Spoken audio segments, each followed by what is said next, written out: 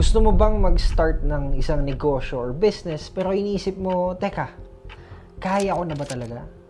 Kung teenager o student ka, alam ko iniisip mo na baka hindi pa oras o baka sobrang hirap. Pero guess what? Maraming successful entrepreneurs ang nagsimula ng bata pa sila.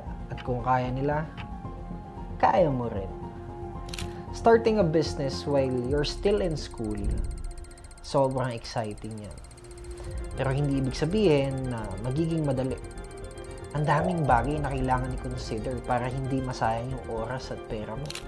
So, if you're serious about this, let's go through the essentials together. Alam mo, I started my first business when I was just around your age, when I was 17. And let me tell you, it wasn't easy. Wala ako masyadong resources, pero meron akong drive at lakas ng loob. Yun lang ang meron ako. Kasi bilang bata, yun talaga ang edge mo eh. Marami kang energy at oras para magkamali at mag-try ulit. Pero dapat, meron kang direction. Kaya simulan natin with the key things na dapat mong i-consider when you're starting a business. Number 1, understand why you want to start a business. Una sa lahat, tanungin mo ang sarili mo. Bakit nga ba gusto kong magnegosyo? Bakit? Ano ang reason behind? Dahil ba gusto kong kumita ng pera? O baka gusto mong sumikat? Gusto mo bang maiahon ng pamilya mo sa hirap? Or maybe you're just passionate about something, about a product or a service. Your reason is important.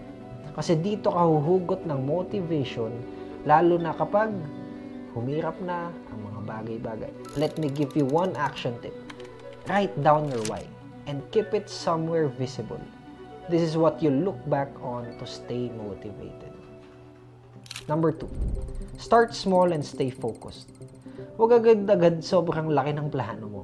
Simulan mo sa maliit at manageable, yung sustainable lang. Minsan kasi sa sobrang dami nating ideas, kung estudyante ka or gusto mo lang kumita sa mga old study note, kagaya ng old exam papers, research at mga past assignment papers mo, let me introduce to you Study Pool. Handwritten, printed, English, Spanish at kahit Tagalog ay pwedeng-pwede ibenta dito. All you have to do is go to Study Pool, register, click the Sell Docs button, and upload mo lang ang mga files na gusto mong ibenta. Kapag na-approve ang documents mo, ay you can earn up to 500 pesos per view. Kaya kung ako sa inyo, simulan nyo na hanapin ang mga old notebooks nyo. Visit Study Pool now.